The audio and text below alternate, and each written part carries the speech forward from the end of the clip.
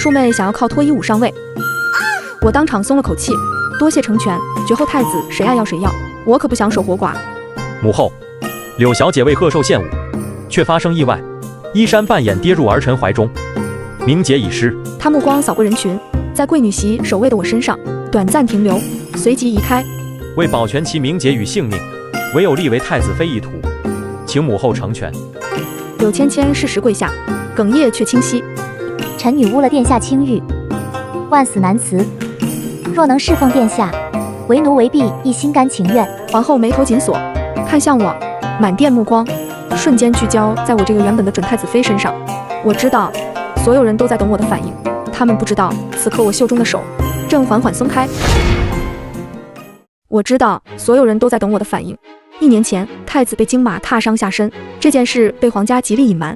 但身为太医正的舅舅，是亲历者，他回府后，曾在外祖父的书房外，我无意中听到一句沉重的叹息。太子殿下，今后恐难有子嗣了。一个绝后的储君，能坐稳东宫多久？我看着殿前志得意满的太子和跪在他身边，眼角眉梢已藏不住得意的庶妹，这众人趋之若鹜的太子妃之位，于我而言已成一个烫手的火炭，一个注定随他一起倾覆的微舟。他们抢走的是我迫不及待想要丢弃的，只是我看着柔弱垂泪的庶妹，心中冰冷。他和他背后迫不及待的父亲姨娘，可知自己争抢的是怎样一个万丈深渊？府门前的阵仗比我这个嫡女出嫁还隆重。我那父亲领着全府跪的不是我，是他身后那个披着明黄披风、娇羞无限的庶妹。赵姨娘的声音穿透暮色，满是炫耀道：“我就说芊芊是天生的贵人，她一被立为太子妃，您这几日公务都顺遂多了。”我柳素素，相府嫡长女，却像个局外人，默默走过这虚伪的夹道欢迎。刚坐定，柳芊芊便柔柔开口道：“爹爹，太子殿下要来看我，我那院子实在寒酸，姐姐的梧桐院景致好，不如让我暂住备嫁。”我心一紧，梧桐院是母亲留给我的唯一完整念想。素素，你是长姐，让妹妹。她如今是太子妃，体面要紧。父亲，梧桐院是母亲遗泽，女儿不能让，女儿不能让。柳芊芊瞬间泪眼婆娑，却在我耳边低语：“跟你商量是看得起你，记住，现在该你跪我。”她随即惊呼倒地，演技精湛。姐姐，你就这么恨我，推我作甚？比这夜晚更冷的是人心，我唯一的念想还是被夺走了。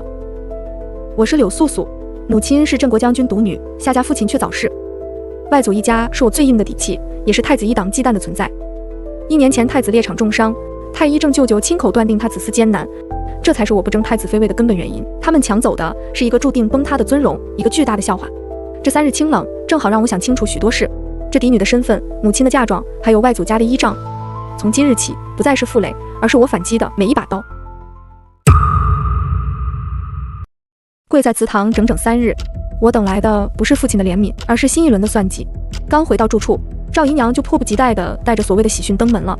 大小姐，天大的喜事，老爷给你定了门顶好的亲事。踏入花厅那一刻，我的心凉了大半。这里满屋红绸，那是为柳芊芊准备的嫁妆，而迎接我的却是一场审判。还没等我站稳，这位即将成为太子妃的庶妹就先开了口：“恭喜姐姐，觅得佳婿。”素素，你妹妹已是太子妃，柳家须懂得藏拙。为父为你择了一门好亲事，新任的张献成人品端方，不日便要外放。堂堂宰相，竟要将嫡长女许给一个7品的县城，还要打发到偏远荒凉的外地。为父是为了你好，你嫁过去安心做个官夫人，别给你妹妹和太子殿下添麻烦。这一招极狠，不仅剥夺了我的正妃之位，还要将我的人生彻底踩进泥淖。姐姐若是不愿入东宫做个侍妾，姐妹共侍一夫也是佳话。傍晚，我就来到了父亲的卧室。父亲忘了，母亲临终前说过，我的婚事当由外祖父母做主。这群人贪得无厌，不仅要毁了我的婚事，竟然还盯上了我娘留下的巨额嫁妆。大小姐嫁一个7品官，要什么嫁妆？不如带给东宫给芊芊长脸。逆女！如今芊芊也是嫡女，你母亲的东西，她理应分一半。重重的一记耳光，彻底打碎了最后一点血脉亲情。威逼利诱，家法伺候，为了那几箱财宝，亲生父亲竟成了最冷酷的刽子手。3日后便是吉日，你嫁也得嫁，不嫁也得嫁。他们以为这样就能逼我就范，却忘了我柳素素骨子里流的是将军府不屈的血。我要的是这群贪婪之辈血债血偿。逆女，你可知错？最后一次机会，嫁还是不嫁？空旷的大厅内，我的目光直视父亲，脊背挺得更直，无半分闪躲，神色沉静，却带着不容置喙的坚定。不嫁。赵姨娘向前凑上半步，假意劝和。老爷息怒，素素太过执拗，一个七品小官的亲事，她拒了，反倒显得刘府挑三拣四，要惹祸上身。柳芊芊放下茶盏，轻嗤一声：“妹妹，别硬扛了，父亲也是为你好，别落得里外不是人。”我嘴角勾起一抹极淡的冷笑，目光冷淡如冰，全然没将他的规劝放在眼里，心已定，不会回头。我看谁敢动他！暴喝如惊雷炸响，声源直指门口，众人惊将转头。镇国将军身着染成墨色戎装，甲胄铿锵踏步入厅，外祖母紧随其后，目光如电，直刺柳丞相，听泪死寂。柳丞相怒色尽退，面色惨白如纸，僵立不动。外婆扶着凤头杖，冷眼扫视全场。柳丞相抢死人嫁妆给庶女，你这双标玩得真够恶心！柳丞相被噎得面红耳赤，一个字也反驳不出。七品外放县城，你也真拿得出手？岳父，这亲事已定，如何反悔？反悔用不着。外祖父从怀中取出一物递给我，一块温润玉佩落入我掌心。素素亲事我已定下，对方是瑞王元齐。我愣住了，瑞王元齐，战功赫赫却低调谦和的贤王，朝野声望极高，居然成为了我的未婚夫。谁能想到，堂堂当朝太子，竟然当众逼迫自己的准嫂子去当妾。看着手中的玉佩，我心中冷笑。元昊，你这副深情的模样，真让人反胃。他居然说，东宫正妃给了你妹妹，但侧妃之位永远为你留着。太子殿下，请慎言，请称呼我一声皇嫂。皇嫂两个字像巴掌一样甩在他脸上。元昊恼羞成怒，甚至威胁要请陛下下旨强抢，也太小丑了吧！就在这时，一个低沉的声音在大厅炸响：“哦，强抢本王的王妃，太子好大的威风！”他挡在我身前，眼神锐利如鹰。本王的王妃是镇国将军做媒，3书6礼。太子纠缠皇嫂，是想丢尽皇家脸面吗？什么是安全感？就是这个男人在众目睽睽之下，霸道地牵起我的手，对所有人宣布：从今往后，素素的安危由我元齐一力承担。谁敢动她，就是跟我瑞王府的10万将士过不去。我没有回头，这一刻我知道，我选的不仅是一个夫婿，更是一个能陪我杀穿全局的盟友。将军府马车刚驶离丞相府，一队玄甲士兵就折返回来，领头嬷嬷气场凛冽。丞相府梧桐院内，柳芊芊正得意和赵姨娘交谈，突然一队士兵闯了进来。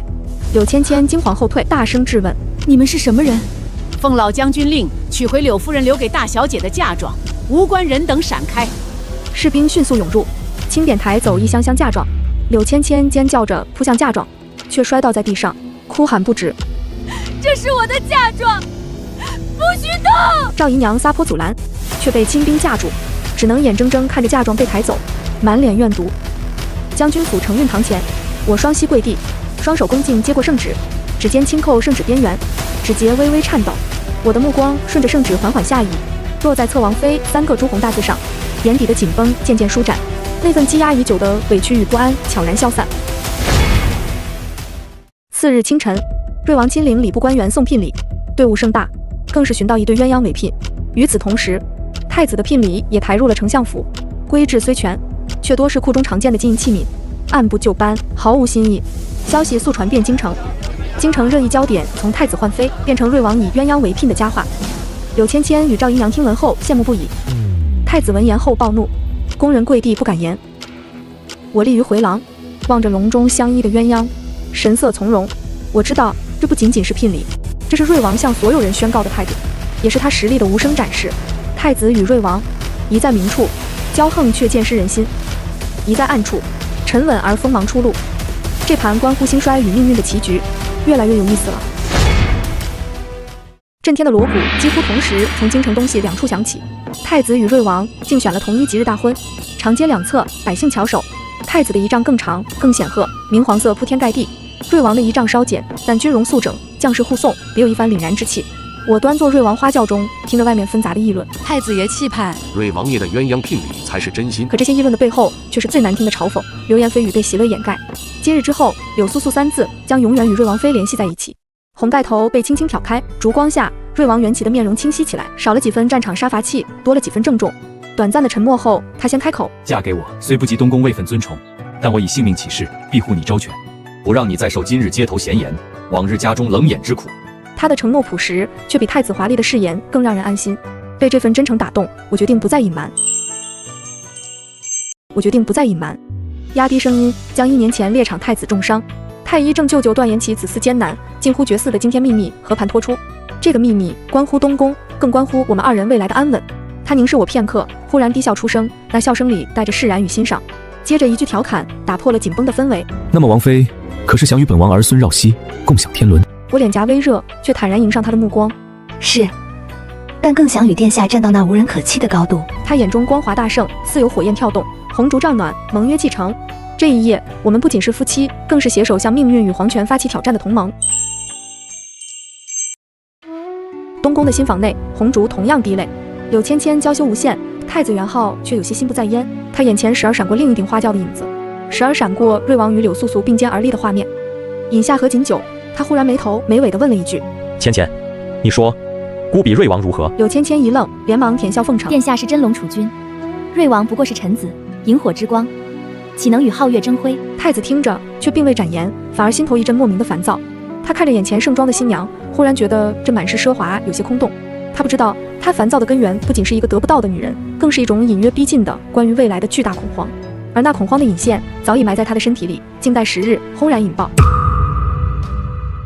我放下手中书信，那是舅舅从太医院辗转送来的密函，只有一句话：东宫隐疾，症候已显，风波将起。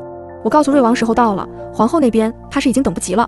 我们相视一眼，都知道一场由五子引发的风暴正在东宫上空急速酝酿。皇后宫中熏香袅袅，几位来请安的贵夫人正陪着说话，话题不知怎地就绕到了子嗣上。太子妃娘娘年轻貌美，与太子殿下恩爱非常，想来不久便能为皇室添丁，皇后娘娘就等着抱嫡孙吧。皇后脸上的笑容淡了些，目光扫过恭敬站着的柳芊芊。是啊，都3个月了。芊芊，你可要仔细调养身子，莫要辜负本宫与太子的期望。若有什么不妥，太医随时可传。柳芊芊脸色一白，手指攥紧了帕子，说道：母后放心，儿媳身子一直安好，每日都按太医嘱咐调养。皇后微微蹙眉，柳芊芊感到压力如山袭来。几位夫人交换着眼神，窃窃私语隐约可闻。柳芊芊背脊僵硬，额角渗出细汗。她不能承认自己有问题，那将万劫不复。母后明鉴，儿媳心中实在委屈。众人皆惊，皇后脸色沉下，满脸不悦地质问道：你这是何意？难不成还是太子委屈了你不成？柳芊芊应声跪下，豁出去般的答：儿媳不敢，娘家早已请圣手调养，断言我易受孕。母后为何不请太医为殿下诊一次脉？若无子非我之过呢？殿内一片死寂。皇后勃然变色，猛地一拍扶手后大骂柳芊芊放肆。柳芊芊一言不发，伏地痛哭。皇后胸口起伏，盯着柳芊芊，又惊又怒。太子专宠五子，太子妃当众质疑太子身体，无论哪一条都足以让东宫成为笑柄，动摇国本。次日，皇后宫中落针可闻，太子的手腕搁在明皇锦缎的脉诊上，院正的手指搭了上去。随着时间一点点流逝，院正的脸色从谨慎到凝重，再到惨白，最后他像是被烫到一般，猛地收回手，扑通跪倒在地，浑身抖如筛糠。皇后娘娘，臣学艺不精，恳请诸位同僚一同会诊。太子的脸刷得白了，皇后的心沉到了谷底。次日，大殿内所有当值太医轮流上前，指尖触及太子脉门时，皆是一颤。枕壁，他们无声地跪成一排，面如死灰，无人敢抬头。臣不得万死！太子脉象神色，旧伤损元，此为绝经之症，再难但遇子嗣。太子最恐惧、最不愿面对的真相，在这么多外人面前，就这样被赤裸裸地公之于众。一派胡言，庸医也敢咒孤，孤身无恙。柳芊芊听闻太医齐聚为太子诊脉，心下焦灼不安，在殿外徘徊许久。听到太子暴怒声，终究按捺不住，快步闯入殿内。刚踏入殿内，就撞见太子暴怒癫狂的模样，脸上的急切瞬间凝固，随即双腿一软，直直瘫倒在地。太子的目光死死锁定在这突兀闯入、瘫软在地的柳芊芊身上。是你，贱人买通太医诬陷孤，毒妇！太子竟猛地抽出腰间佩剑，剑光森寒，直刺向最近的一名太医，血花迸溅。太医们连滚带爬的躲避，殿内乱作一团。柳芊芊吓得魂飞魄散，爬起来想跑，太子一眼瞥见他，大步追上，对着柳芊芊狠狠一剑刺去。柳芊芊难以置信地低头看着刺穿胸口的剑，又艰难地抬头看了一眼面目扭曲的太子，眼中最后的光彩熄灭，满殿死寂，只有浓重的血腥味弥漫开来。皇后脸色惨白如纸，浑身发抖，不知是气是怕。就在太子还想挥剑继续他的杀戮时，瑞王元齐迅速闯入，一击砍在太子颈侧，太子眼白一翻，软倒下去。事急从权，儿臣得罪了。皇后仿佛瞬间苍老了10岁，她看着殿内狼藉，太医尸体，惨死的太子妃，昏厥的太子，闭了闭眼，再睁开时，眼神里已是一片冰封的决断。传旨，太子突患疾病，昏聩失常，送归东宫严加看管，无旨不得出。太子妃柳氏宫中练剑为己剑误伤，意外殒命，着后葬。一锤定音，掩盖了所有不堪，但真相已经捂不住了。消息如同长了翅膀，飞出宫墙。太子患隐疾，杀太医是太子妃的惊天内幕，以各种添油加醋的版本席卷整个京城，东宫地天彻底塌了。东宫的大门前凄凉萧条已有多日，殿内昔日的储君，如今与囚徒无异。太子元昊双眼布满血丝，死死盯着面前几个被他秘密召入的心腹朝臣和内侍。孤没病，是太医无能，速去寻神医，令父皇信孤有嗣。一个胆大包天的计划，在绝望与疯狂中成型。朝堂上，言官引经据典，言辞激烈。陛下，太子隐疾失伦，行凶失德，恳请废除责贤。朝堂争论不休。就在这时，一道喜讯如同炸雷般传来：东宫一名宫女被诊出有孕月余。太子狂喜，立刻让人搀扶着那宫女，直奔御书房前长跪。父皇，儿臣冤，太医误诊，宫女有孕，10倍陷害。那宫女低着头，守护着微微隆起的小腹，瑟瑟发抖。皇帝的御案上，暗卫的密报堆叠，重金寻医，东宫秘密运药，宫女家人被控制，铁证如山。孽障，为储位表血脉于君父，真是朕的好儿。他闭上眼，在睁开时已是一片冰封的杀意。翌日圣旨下，传旨太监冰冷的声音响彻宫闱，助太子欺君小麦之臣，立即处死。抄没家产，东宫有孕宫女赐白绫，太子元昊行为悖乱，不堪储位，即日起废为庆王，幽禁东宫，无诏不得出。东宫的大门被沉重的铁锁彻底锁死。这一次是真正的囚笼。消息传出，朝野震动，所有观望的目光不由自主地投向了那位战功赫赫、新婚燕尔且即将入住东宫的瑞王。皇后宫中熏香的味道似乎比平日浓了些。我正听着一位郡王妃说笑，忽然一阵剧烈的恶心感涌上喉头，眼前金花乱冒，周围的谈笑声变得遥远模糊，最后的意识是身体软倒的失重感和耳边传来的几声惊呼：瑞王妃，快传太医！恭喜陛下，恭喜皇后娘娘，恭喜瑞王殿下，瑞王妃这是喜脉啊！双胎，好，好，天佑我皇室，这是朕的第一个皇孙，一来便是2个。皇后，你听见了吗？瑞王妃初次有孕便是双胎，至关重要。住在宫外王府，太医往来不便，我也不放心。陛下，王妃必得放在眼皮子底下照看着才好。皇帝目光扫过殿外，仿佛穿透宫墙，看向了东边那座此刻沉寂而尴尬的宫殿。太子既已废为庆王，迁出东宫，另赐府邸居住。东宫控制也是空置，即日起收拾出来，让瑞王与瑞王妃搬进去住，一切以皇孙为重。一道口谕轻描淡写，却象征着天翻地覆的权力转移。入住东宫，非太子而居太子宫，其中含义朝野上下无人不懂。黄昏时分，东宫大门沉重开启，这道门的开启不是迎接他的新主人，而是驱赶他的旧主。废太子元昊被侍卫搀扶着出来，他挣扎着，发出野兽般的嚎叫与诅咒。那是孤的东宫，孤是太子，你们这些狗奴才，敢动孤！等孤回来，把你们全杀了，全杀了！他的声音凄厉绝望，在空旷的宫道上回荡，却无人回应。阵痛像无数根针，密密麻麻扎在身上。我咬着牙不敢放弃。我知道，我腹中的孩子是我最大的底气。产婆跪坐在床边，双手在身前比划，神色急切却沉稳。王妃用力，看到孩子的头了。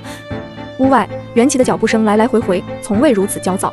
从前那个沉稳如山的瑞王，此时此刻只是一个焦灼等待孩子降生的父亲。帝后竟也在偏殿坐等消息。那一声啼哭，比世间最动听的礼乐还要动人。我所有的痛苦，在那一刻都烟消云散。龙凤降生，天线急照。产婆抱着2个襁宝，神色激动的哽咽。是皇长孙和皇孙女，龙凤呈祥，天佑皇家啊，天佑王妃啊！消息很快传遍了整个皇宫，满月宴办得极尽隆重。这不仅仅是一场天伦之乐的庆典，更是皇家稳固国本的宣告。陛下和娘娘乐得像个寻常祖父母，那一刻，宫廷的冰冷似乎也多了几分暖意。贺礼堆积如山，恭贺之词不绝于耳。所有人都知道，这一双嫡出的龙凤胎彻底堵住了所有质疑缘起继承资格的声音。满月宴次日，大朝会如期举行。我知道，属于我们的册封来了。陛下神色威严，又带着喜悦。皇孙皇女将士，宗毕国庆。瑞王元齐册皇太子，王妃柳氏册太子妃，以彰贤德御嗣之功。圣旨颁下，元齐与我并肩跪阶，他侧头看我，眼底有星光，亦有共享江山的笃定。礼乐升起，百官朝拜，我终于站在了东宫女主人的位置上。从被弃的准太子妃，到瑞王妃，再到如今的太子妃，这条路我走得步步维艰，却也踏踏实实。礼成时，我目光扫过台下。父亲柳丞相站在文官首位，深深低着头，不知在想什么。他或许后悔，或许恐惧，但这一切都已与我无关。站得越高，风越大。废太子庆王虽远在忧所，但真的甘心吗？那些曾与他利益攸关的势力，真的已全部折服。袁齐轻轻握住我的手，掌心温暖有力，似在无声承诺。我回握，报以微笑。东宫之位已定，但这宫廷，这天下，从来就不是风平浪静的港湾。真正的挑战，或许才刚刚开始。